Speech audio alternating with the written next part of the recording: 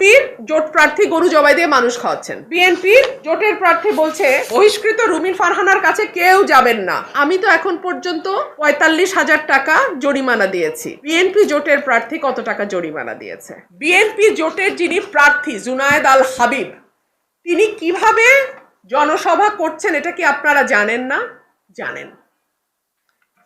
আমি এই সকল কিছু জুনায়েদ আল হাবিবের ফেসবুকে গেলে আপনারা দেখবেন বিরাট বিরাট স্টেজ করে বিরাটভাবে উনি প্রোগ্রাম করছেন। বিশাল স্টেজ, লোক যাই হোক, স্টেজ অনেক বড়, মাইক আছে, সাউন্ড সিস্টেম আছে, সব আছে। আর আমি একটা হ্যান্ড মাইক নিয়ে চলি। এরপরে উনি গরু জবাই দিয়ে মানুষ খাওয়াচ্ছেন। বিএনপির জোট প্রার্থী গরু জবাই দিয়ে মানুষ খাওয়াচ্ছেন শাহবাজপুর।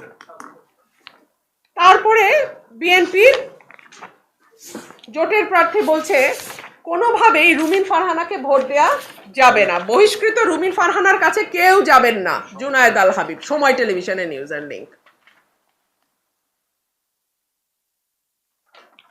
এগুলো যখন আমি ডিসি সাহেবকে দেখালাম এবং দেখি ওনাকে বিনীতভাবে প্রশ্ন করলাম, আমি তো এখন পর্যন্ত ৪৫,০০০ টাকা জরিমানা দিয়েছি।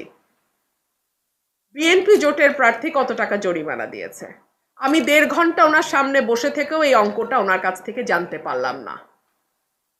ওনারা জানেন না বিএনপি প্রার্থীর জরিমানা দিয়েছে কিনা।